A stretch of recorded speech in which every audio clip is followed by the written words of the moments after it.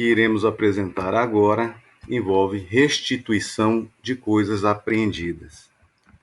Exatamente uma questão que não está diretamente relacionada à existência ou não do crime, não tem correlação com a validade ou não do processo como um todo. No entanto, uma forma de incidente que deve necessariamente ter um pronunciamento da autoridade competente, exatamente pela sua vinculação ou não à investigação ou ao processo, conforme o caso. Então, nós temos aí o Instituto da Restituição das Coisas Apreendidas.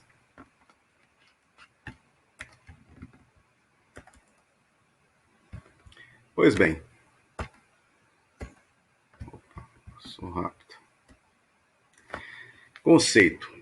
A restituição é nada mais, nada menos do que a devolução. Fazer voltar a quem de direito algum bem. Quando se trata de coisa, necessariamente nós podemos observar que coisa material, coisa palpável, de modo que está diretamente relacionada a não só aos produtos, como os instrumentos da eventual prática da infração delitiva. No entanto, são situações que exigem que haja não só legitimidade, mas como legalidade em relação à posse, à propriedade daquele determinado bem, para que possa ensejar, dependendo da sua necessidade no trâmite investigatório ou processual, a devolução. Então, a questão é exatamente essa. A restituição é exatamente fazer voltar a quem se diz dono, no caso da propriedade, ou a quem detém a posse, no caso do posseiro aí, em relação aos objetos que, de algum modo, possam não ter interesse mais nas duas fases que nós já mencionamos, a fase pré-processual e a fase processual.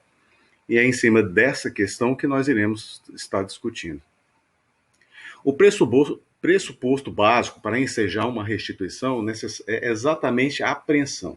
Então, parte-se da premissa que houve uma apreensão policial, que a autoridade policial, efetivamente, seja o delegado de polícia ou não, os agentes de polícia, policiais militares, entenderam que aquele objeto, aquela coisa, como é o termo que é utilizado pelo Código de Processo Penal, ela tem correlação com a prática da infração penal, razão pela qual necessário se faz, naquele modo de ver, a sua apreensão. E a apreensão, ela significa exatamente o quê? A tomada, a retirada provisória ou em caráter definitivo de algo que pertence a outrem, exatamente pela sua vinculação em relação à prática de uma determinada infração penal. Então, nós observamos que ela pode ocorrer em nível de polícia e pode ocorrer em nível de atuação jurisdicional. É uma coisa, dependendo da fase em que se aplica. Então, o Instituto da Restituição está diretamente relacionado ao Instituto da Apreensão. Pois bem, o que pode ser apreendido? Então, nós observamos, de acordo com a norma processual penal, os dispositivos que tratam do tema, que está lá entre os artigos 118 e 124 do CPP, muito embora esteja permeado pelo Código de Processo Penal como um todo, legislação especial. Mas nós observamos exatamente que são situações, como eu disse, relacionadas à prática da infração penal. Então, nós destacamos aí produtos e ou instrumentos da prática da infração penal. É interessante falar primeiro de instrumentos, exatamente pelo fato de que o instrumento é exatamente o meio, o mecanismo, é o caminho para se praticar determinada infração penal. Então, o instrumento da prática da infração penal é exatamente o objeto principal que se busca a sua apreensão para viabilizar o exame de corpo de delito, viabilizar aí uma investigação mais aprimorada. Então, nós falamos, por exemplo, no caso de lesão corporal, a faca, ou homicídio, a arma de fogo. Nós falamos aí da micha, no caso do crime de furto. Então, são instrumentos, são meios que são utilizados aí para praticar esse determinado tipo de infração. O veículo automotor, no caso aí da lesão corporal decorrente do acidente de trânsito. Nós temos aí o veículo automotor que transporta madeira sem autorização do órgão ambiental competente, que é um instrumento da prática daquela infração.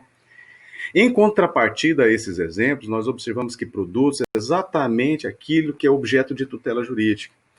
O produto necessariamente está vinculado aí ao bem que o direito busca proteger. Então, no caso do crime de furto, por exemplo, é o celular, é o dinheiro, é a bolsa, é a televisão, é o notebook, qualquer bem material que poderia ser objeto de furto. A pretensão do infrator exatamente é o quê? É subtrair para si ou para outra em coisa alheia móvel. Então, essa coisa alheia móvel, de alguém, evidentemente, que não pode ser sua, como nós já discutimos em outro momento, ela caracteriza exatamente o produto da prática da infração penal. Então, nós já podemos antever, numa situação como essa, que o objeto de tutela jurídica é o produto. E esse produto em si, parte-se da premissa também exatamente da sua possibilidade de restituição, a partir do momento que se identifica claramente quem é o dono, quem é o possuidor legítimo dela. Então, no caso, qualquer desses exemplos que nós citamos em relação a produtos, aquele que apresenta nota fiscal, ou apresenta a documentação legítima de que era o posseiro daquele produto, que foi objeto da prática da infração penal, qualquer que seja ela. Então,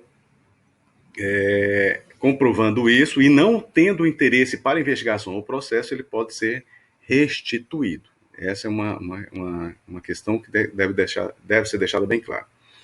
Mas aí pode se perguntar exatamente, e os instrumentos da prática de infração penal podem ou não ser restituídos? Aí eu digo que depende, porque existem instrumentos ilegais, como é a micha que nós mencionamos, instrumentos que, por exemplo, uma arma fabricada, uma arma que foi moldada exatamente para a prática da infração penal, e ela pode ter uma potencialidade lesiva, e ela foi objeto ali, ela foi instrumento para a prática do crime de roubo, então aí não tem como devolver, uma situação que é absolutamente ilegal.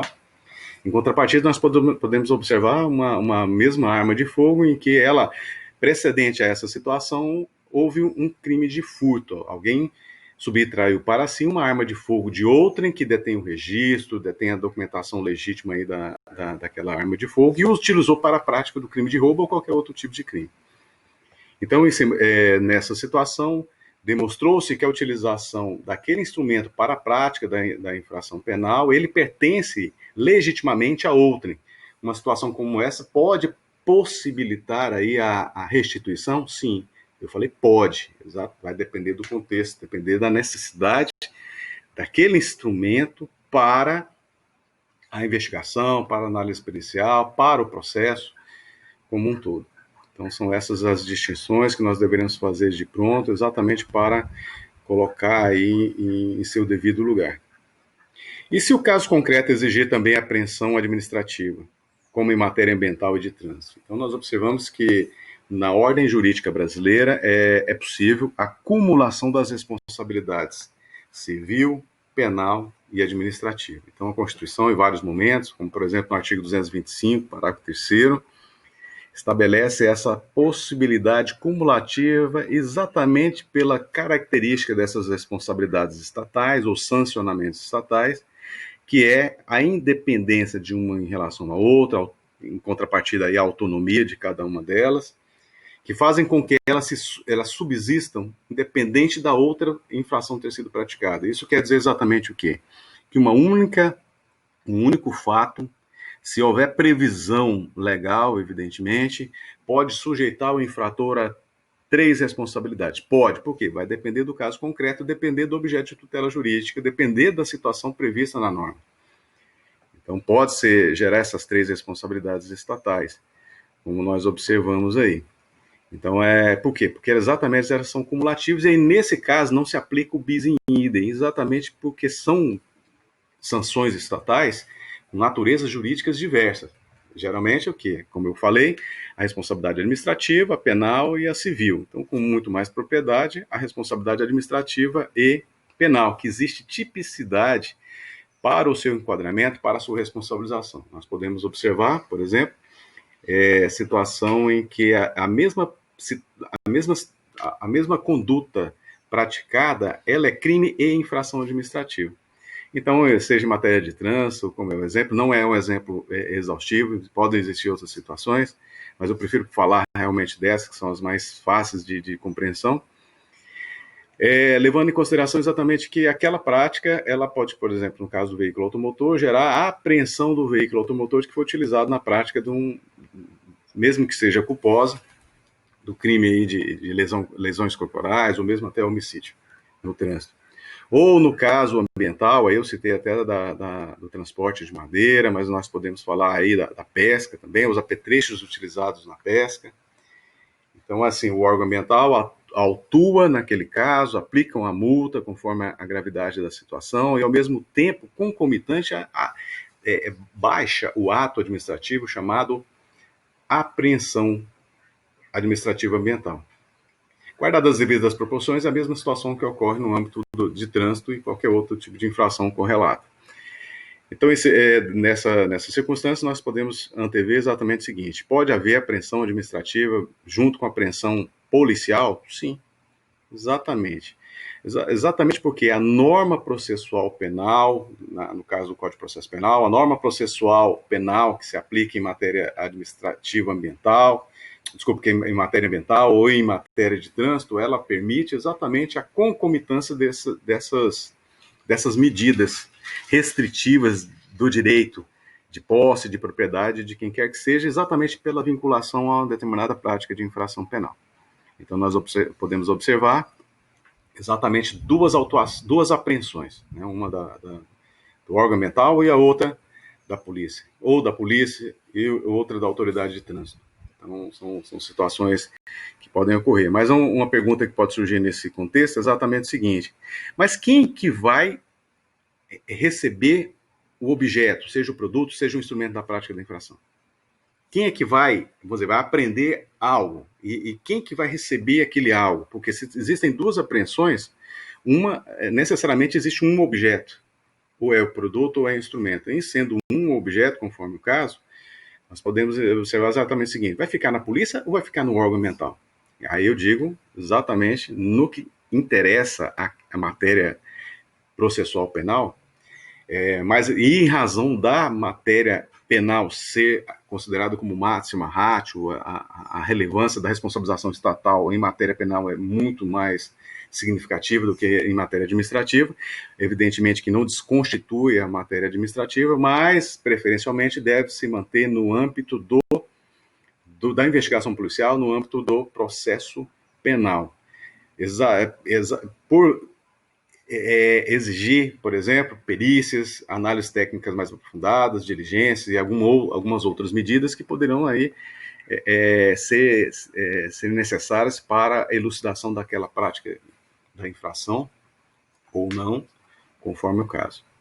Então, é recomendável aí que a apreensão seja policial se exigir aí uma análise técnica mais aprofundada, algum outro tipo de medida, diligência, reconstituição, conforme o caso. Mas impede que a apreensão possa ter sido pelo órgão administrativo competente? Não impede. Se não tiver interesse, exatamente é importante o quê? Não só a autoridade policial, como no processo está informando que aquele produto ou aquele instrumento está junto à autoridade administrativa, porque ele não foi necessário realizar perícia, não foi realizado fazer qualquer outro tipo de levantamento técnico, aquelas informações foram suficientes ali para dirimir a questão. Então, havendo necessidade, fica no penal. Não havendo necessidade, pode ficar no administrativo? Pode, sem problema algum. O interessante, tanto em um quanto em outro caso, no administrativo ou no penal, é exatamente a materialização, o registro, a documentação de onde está o produto a ser apreendido. Porque depois pode acontecer de ter uma legitimidade na restituição, e aí, quem é que vai devolver? Então, é importante deixar bem claro isso. Esse contexto. E aí tramita o processo administrativo sancionatório junto ao órgão competente, e o penal tramita normalmente em relação àquelas situações, e não pode ter decisões contraditórias. Nós observamos, com base analógica no Código Civil Brasileiro, que existem duas situações que vinculam a responsabilidade, o resultado da responsabilidade penal na esfera civil, mas evidentemente que pode se aplicar na esfera administrativa também, que é exatamente o quê? Quando o juiz, por meio da sentença, absolve por negativa de autoria, ele atesta categoricamente que o infrator não praticou aquela infração penal. É uma situação que prevalece exatamente no âmbito civil e no âmbito administrativo. A mesma coisa é quando o órgão do Poder Judiciário, na seara processual penal, ele sentencia dizendo que o fato não existiu. Por exemplo, no caso lá dos irmãos Naves, quem quiser fazer uma pesquisa, uma das maiores injustiças do Brasil, o caso dos irmãos Naves, os mineiros, na década de 60, se não me engano, que foram acusados levianamente, por meio de tortura, um processo totalmente maculado, a investigação policial muito mais ainda, e aí eles foram condenados pela prática de um homicídio. No entanto, passado alguns anos, o possível falecido ele retorna. Ele tinha se ausentado lá por questão de dívida, e aí a questão é exatamente essa. Eles foram processados e condenados por homicídio consumado enquanto que a vítima estava viva. Então, uma situação como essa é bem clara. Então, o juiz reconhecendo essa situação que o fato não existiu, ela prevalece na seara civil e na seara penal. Então, é isso. O que pode ser restituído? Regra. A regra geral é exatamente o quê? Nada enquanto interessar ao processo até o trânsito julgado, e aí leia-se também a investigação policial. Então, salvo essa exceção, é possível. A outra observação que nós fazemos é exatamente o quê? Não podem ser. É uma leitura que deve ser feita de acordo com o artigo 119 e 91 do Código Penal brasileiro. E aí vamos ver o que esses dispositivos tratam.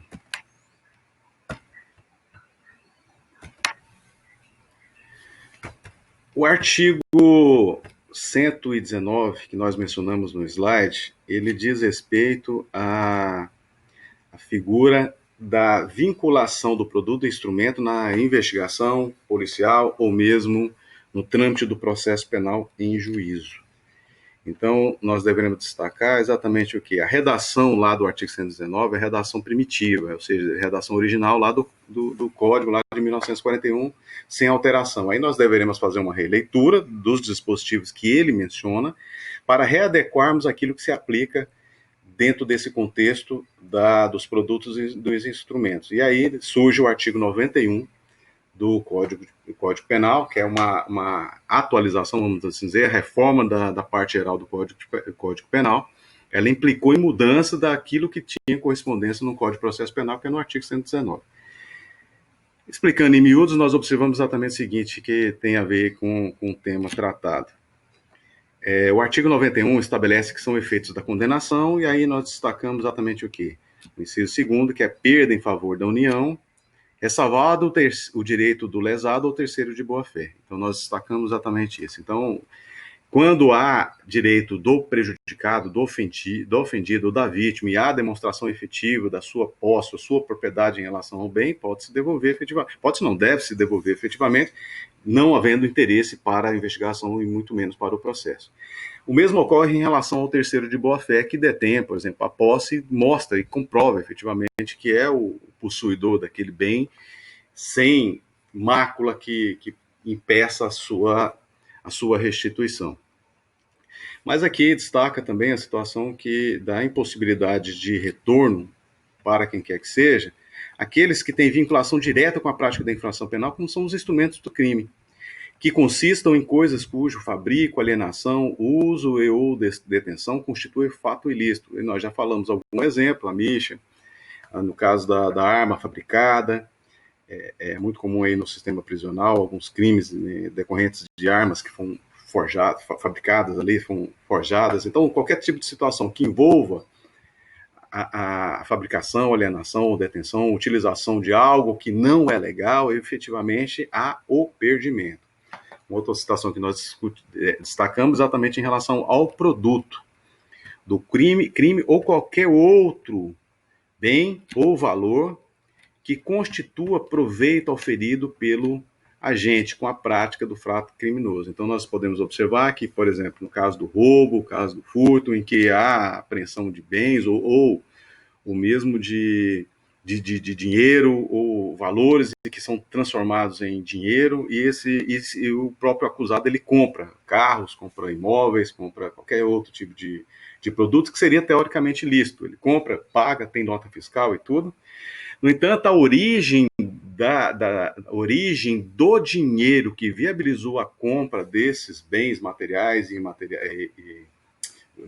bens móveis e imóveis é uma origem ilícita. Então, amarra a coisa. A coisa adquirida, efetivamente, tem o mesmo destino como se fosse um instrumento da prática da infração penal ilícito. Então, essa é uma consequência natural que nós deveremos deixar bem claro nesse momento, sem entrar em ressalvas. Pois bem, voltando para os slides, aqui são os exemplos. Instrumento do crime, como nós já falamos, e aqui já tem a pergunta, e se não for? Se não for, pode ser restituído efetivamente, dependendo do caso concreto, comprovação da posse, ou mesmo propriedade, a licitude daquele instrumento, como nós já falamos alguns exemplos. No caso do produto do crime, é uma situação mais fácil, desde que não tenha sido auferido com os proventos da atividade criminosa. Outra situação que deve ser destacada de acordo com a ordem jurídica brasileira são os instrumentos da prática de infração penal por parte de organizações criminosas e milícias, e que são declarados perdidos em favor da União e do Estado. É uma ressalva que amplia o leque.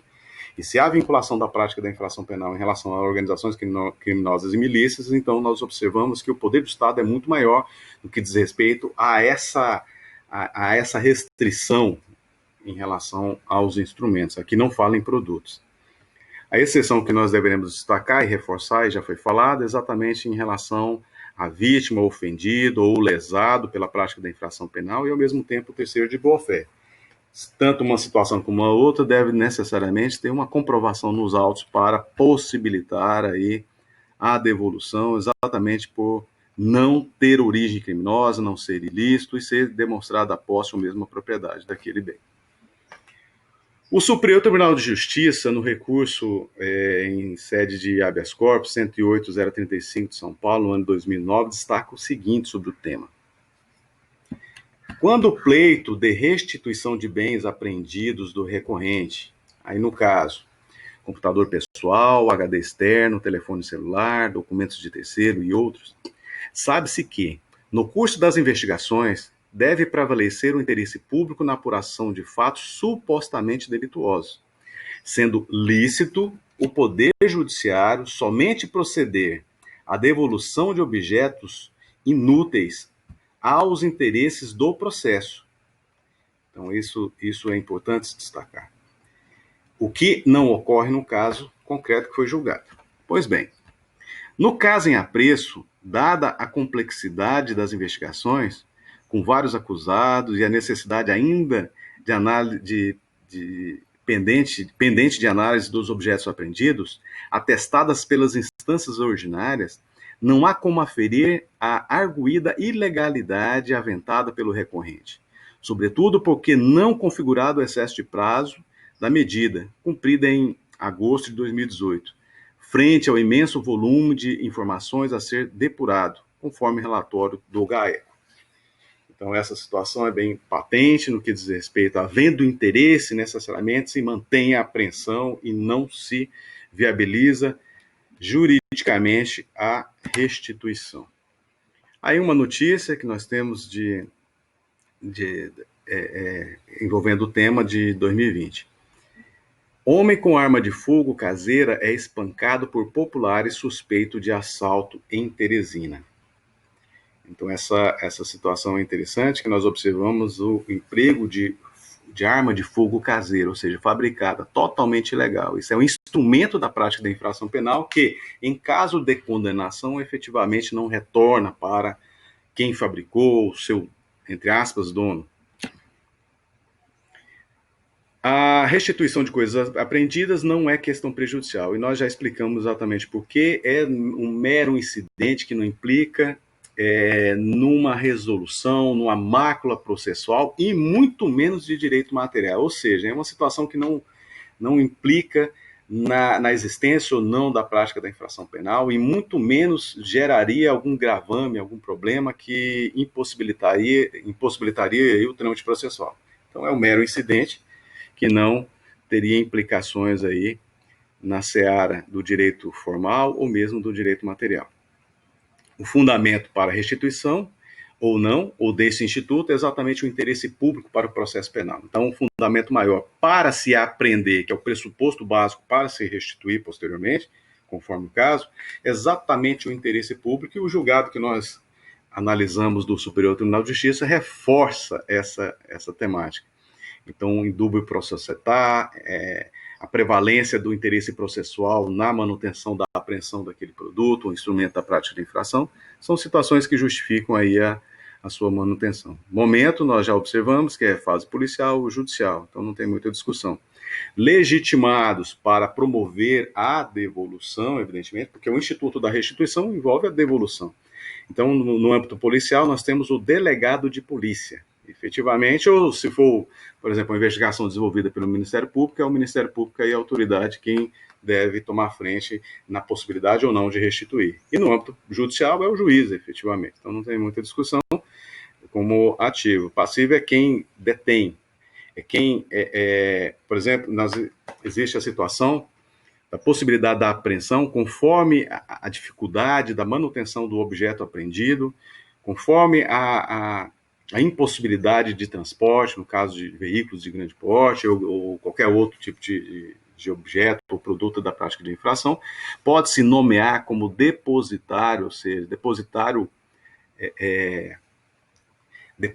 exatamente aquele que vai ter a responsabilidade de manter aquele objeto sob seus cuidados, até ser instigado, exigir uma manifestação aí na investigação policial por parte do delegado de polícia ou mesmo no judicial a respeito daquele objeto e devolver quando for necessário, exatamente para, se houver interesse aí, tanto na fase pré-processual quanto na processual. Então é possível, no âmbito processual penal, existir a figura do depositário fiel, que assume compromisso formal sob pena de responsabilidade. Em alguns casos muito graves, nomeia-se como depositário fiel, por exemplo, o próprio acusado, quando o objeto é lícito, quando é possível exatamente, não tem outro meio da autoridade pública fazer essa apreensão e encaminhamento, por exemplo, para um depósito público, para o pátio da delegacia de polícia ou qualquer outra instituição legítima que poderia receber esses bens. Nós observamos, por exemplo, em matéria de trânsito, no caso do veículo automotor apreendido, ele pode se manter ali sobre a responsabilidade da autoridade de trânsito, com a sua vinculação, se for necessária, ao processo penal, à investigação policial. Então é possível, no caso do órgão ambiental, da mesma forma, manter junto à autoridade ambiental, mas também, a qualquer momento que for necessário, fazer um encaminhamento ou deixar disponibilizado ali para fazer a perícia, algum levantamento técnico que for necessário. Então isso tem que deixar bem claro em relação a essa situação. Quem pode decidir? Aí eu já falei, a autoridade policial, se não, os pressupostos para isso é exatamente não ter dúvida quanto à titularidade do bem. Então essa questão é fundamental. Qualquer tipo de dúvida pode impedir a autoridade policial, fundamentadamente, de restituir aquele objeto. É muito comum no âmbito policial nós observarmos inúmeras restituições de coisas muito fáceis de restituir, quando se demonstra aí a titularidade, a propriedade ou a posse, conforme o caso. Nós observamos aí muitas ocorrências, uma grande quantidade de furto de celular, e aí o dono do celular efetivamente apresenta a nota fiscal dele, dizendo que aquele celular é dele, que foi apreendido numa ação policial, e aí, não tendo interesse para a investigação, o delegado de polícia ele faz a restituição, o ato administrativo de restituição dentro do inquérito policial. Ele apreende com o infrator e restitui para a vítima. É um comportamento que pode ser replicado aí no âmbito do processo penal, se não tiver interesse tanto para a investigação quanto para o processo. A outra situação que nós deveremos destacar no âmbito policial é não for apreendida em poder de terceiro. Então, se no âmbito policial é mais relevante destacar essa situação, exatamente pelo fato de poder surgir aí um outro crime de receptação, por exemplo, no caso de furto, que o infrator vendeu para ter outra pessoa, e essa outra pessoa, preço muito barato, comprou, teoricamente poderia estar praticando o crime ali de receptação, e ele aí na investigação policial descobriu, foi lá e apreendeu esse produto em poder de terceiro que está se investigando aí. Então, uma situação como essa pode justificar a eventual restituição quando o dono comprova a sua titularidade em relação ao bem. No âmbito policial, não, é vedado. Então, essa é uma condição essencial para se estabelecer. Se foi apreendido em poder de terceiro, e esse terceiro, em especial quando o terceiro ele questiona ali, ele declara que aquele bem é dele, efetivamente ele comprou e pagou, é dele, vamos dizer, qualquer tipo de questão envolvendo o terceiro necessário se faz a título de, inclusive de prudência policial, tirocínio policial, exatamente fazer o encaminhamento, a recusa no âmbito policial, e aí que o interessado provoque judicialmente, por meio de uma ação, por meio de alguma medida, para que o órgão do Poder Judiciário, se legítimo, possa restabelecer aí restituir o bem que foi apreendido. E no juízo criminal, nós observamos que em todos os casos, então, as autoridades para poder decidir, regra geral, nós observamos que a autoridade policial, que é o delegado de polícia propriamente, e no âmbito do juízo criminal, nós temos aí o juiz, efetivamente. Então, essa situação, só acrescento na fase pré-processal as situações que envolvem investigação do Ministério Público, investigação criminal. Nessa notícia, lá de Goiás, nós temos Jaime Rincon e mais 8 são acionados pelo MP por fraudes nas obras do aeródromo de Mambaí. Então, nessa situação, nós observamos exatamente uma correlação por essa notícia, que olha aí, esquema de pagamento indevido de mais de 2,2 milhões à construtora. Numa situação como essa, poderia ensejar, por exemplo, a apreensão de dinheiro, efetivamente, sem gravame algum, desde que se demonstrada a vinculação do objeto com a prática da infração penal. E aí se justifica no âmbito pré-processual ou no âmbito processual. É uma situação bastante clara, bastante contundente, que vincula o produto ou instrumento à prática da infração penal nessas duas esferas. O Supremo Tribunal Federal, no julgado de 2013, estabeleceu o seguinte: a pertinência do princípio é uma situação interessante. Todos os julgados que eu coloquei para discussão, todos eles, fora os que já estão disponíveis na pasta dos alunos, eu reputo como importantes aí para sedimentar o conhecimento em relação ao tema que a gente está tratando, qualquer que seja ele. A pertinência do princípio da insignificância deve ser avaliada considerando os aspectos relevantes da conduta imputada. Aí o destaque: o valor irrisório dos bens furtados, 5 livros da Biblioteca de Universidade Federal, a restituição do objeto do crime à vítima, a ausência de violência, de grave ameaça ou de circunstâncias desfavoráveis autorizam, na hipótese, a aplicação do princípio da insignificância com o trancamento da ação penal. Eu coloquei esse exemplo exatamente para mostrar a figura do princípio da insignificância, que pode afastar a responsabilidade penal naquele determinado caso concreto. Tudo indicaria que exatamente geraria a condenação criminal. No entanto, em razão da insignificância da prática da infração penal, pelos fatores que o Supremo Tribunal Federal já apontou, nós observamos exatamente a não aplicação da pena. E o interessante aqui nesse caso, além de envolver a Universidade Federal, fala da biblioteca. Então, as obras, né, que estavam na biblioteca, que foram objeto da prática do crime de furto, evidentemente implica na restituição. Então, é uma situação que deve ser deixada bem clara num caso como esse. Não mostra claramente se essa restituição ela ocorreu por atuação direta da polícia, efetivamente, ou foi exatamente um ato voluntário do acusado. Mas, independente de uma situação como outra, nós observamos que a chancela da restituição, o aval para fazer com que aquela restituição seja legal, é exatamente quando passa pelo crivo da autoridade policial ou órgão do Poder Judiciário, conforme o caso. Procedimento judicial de restituição.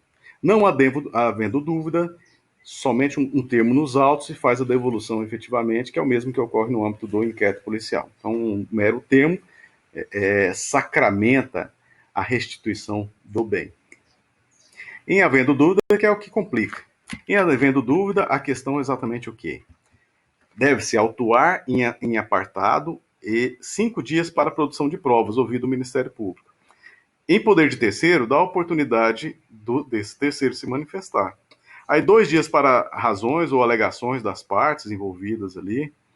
E depois, se a situação exigir uma análise mais aprofundada a respeito da titularidade do bem, em especial a comprovação da posse ou mesmo propriedade, deve-se remeter as partes ao juízo civil. Então, aquela questão da restituição, dependendo da complexidade, o órgão do Poder Judiciário no âmbito criminal não pode efetivamente decidir. Aí ele já faz um indicativo, ele decide no sentido de que aquela matéria tem que ser resolvida no âmbito do juízo civil competente ou civil.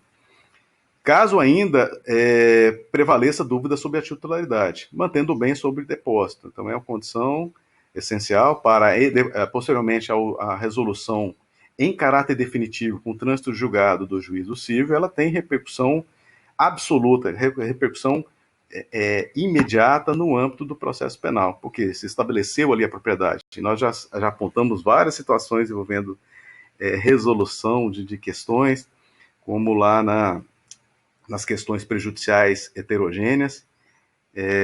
Por exemplo, um acusado está sendo processado pela prática do crime de furto e ele atesta que o bem que é objeto da apreensão policial é o bem próprio. E ele prova no juízo civil. Então, vincula aquele resultado para o juízo penal absolver por atipicidade. Aquele fato não configura infração penal. E dentre outras situações que nós podemos aventar, como a própria apropriação indébita, aquele que detém a posse do bem, ele comprova que exatamente ele é o proprietário, ele não cometeu o crime de apropriação indébita, depois comprova que realmente ele é o proprietário ou posseiro legítimo daquele bem, e aí ele não deve responder por atipicidade, entra na mesma situação. Pois bem, se a situação é de resolução fácil, sem maiores questionamentos, em especial quando até as partes envolvidas e o próprio Ministério Público não se opõem, e aí o órgão do Poder Judiciário, no âmbito processual, faz a devolução sem maiores discussões. Após essa peculiaridade, nós observamos, aqui é um ponto separado do anterior, ele não faz parte desse ponto anterior da dúvida, é o caso, por exemplo, dos produtos e instrumentos que são apreendidos, não sendo caso de restituição, por ser ilegal, não ter sido comprovada a propriedade ou posse, conforme o caso, necessário se faz a avaliação e leilão conforme a natureza jurídica do bem apreendido, porque existem situações de bens que não poderão ser submetidos a leilão em razão da sua absoluta ilegalidade, como é o caso da arma de fogo fabricada. Pois bem, mas é comum ocorrer aí a avaliação e leilão, por exemplo, no caso das coisas deterioráveis, que pode de algum modo perecer ao longo do tempo, seja a curto, médio e longo prazo. É uma situação que justificaria aí a sua submissão a leilão precedida de uma avaliação. Como também as adquiridas com proventos da infração. Então, nós observamos, por exemplo, os casos lá em que comprou-se legitimamente algum bem, mais a origem do dinheiro que adquiriu aquele bem, que ensejou a expedição de nota fiscal, por exemplo, é uma origem ilícita, é origem criminosa, efetivamente. Então, é provento do crime. E aí, esse provento do crime ele pode ser sujeito a avaliação e leilão da mesma forma. Nós observamos atrás que implica aí no perdimento dele em relação, exatamente pela sua vinculação. E todas as coisas apreendidas que não tiver qualquer ressalva. Então, no geral, nós observamos avaliação e leilão para tudo, guardadas as devidas proporções em relação às ressalvas que nós já acabamos de comentar.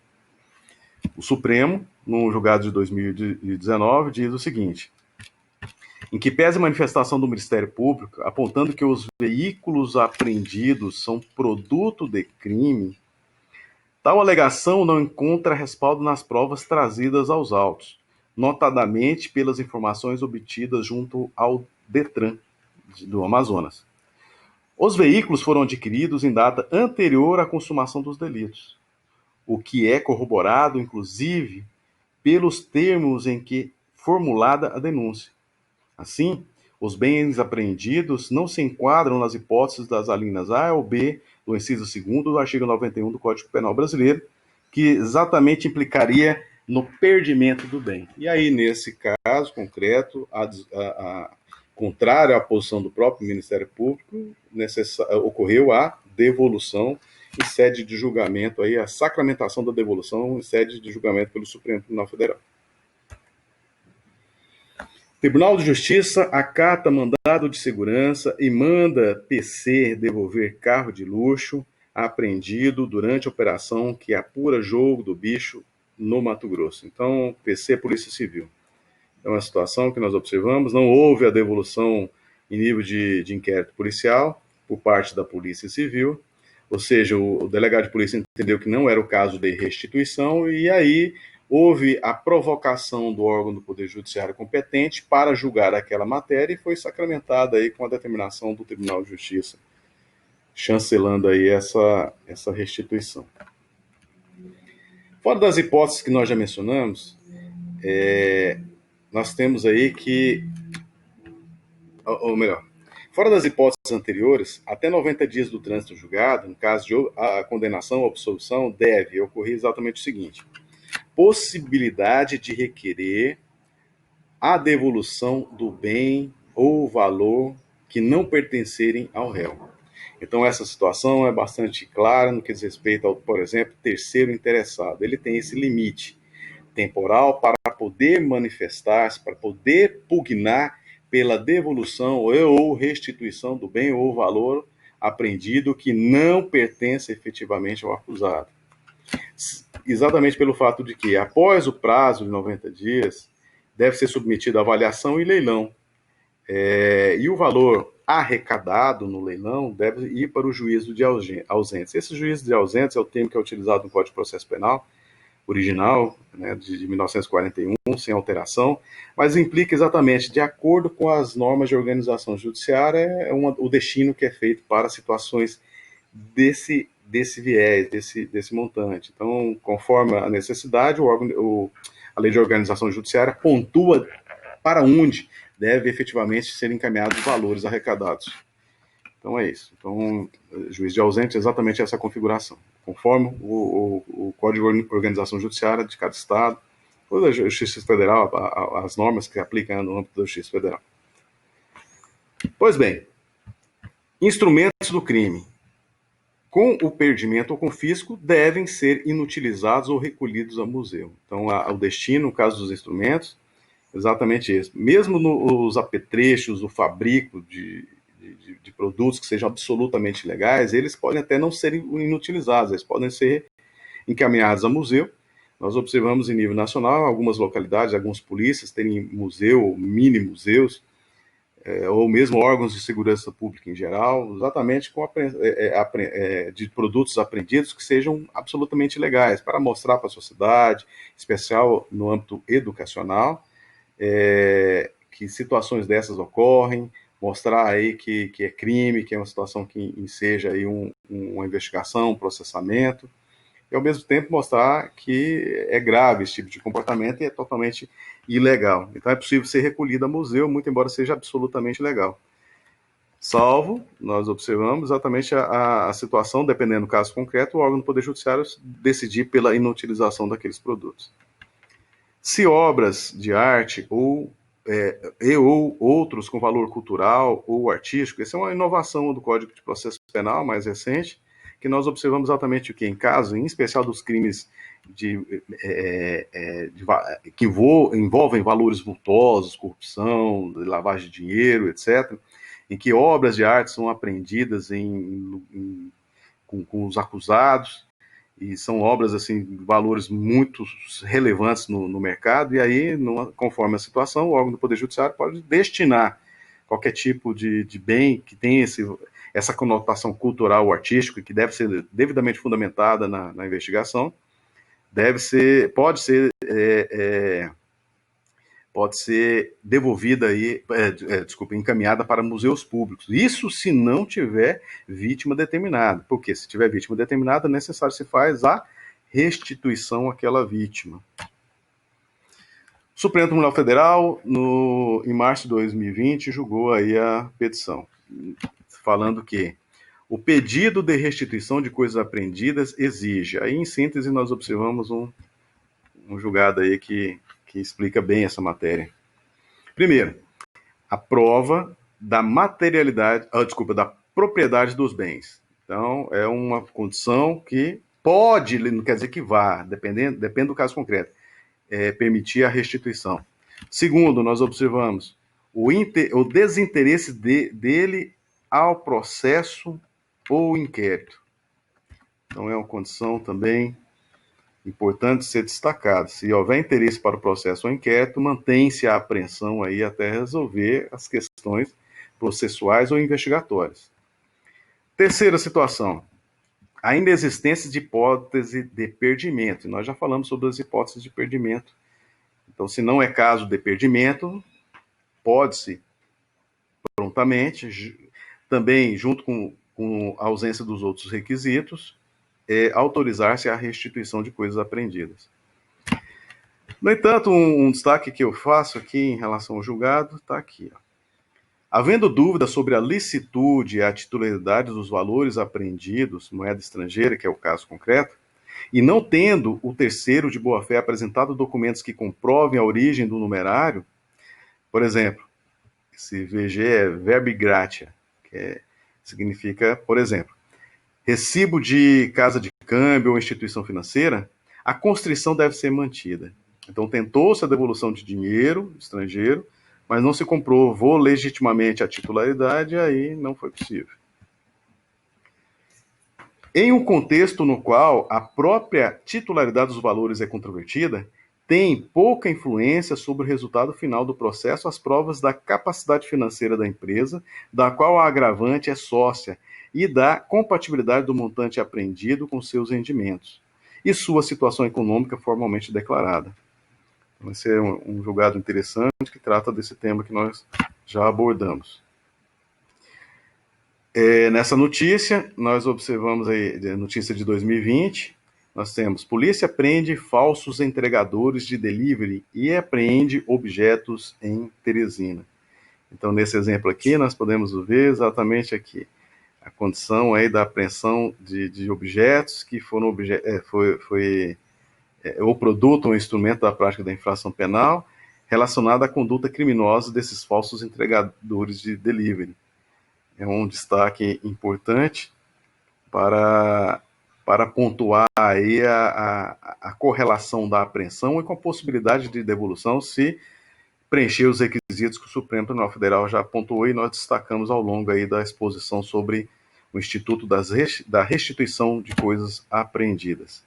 E aí nós vamos entrar em outro bloco para tratar do tema que mostrou aí a imagem.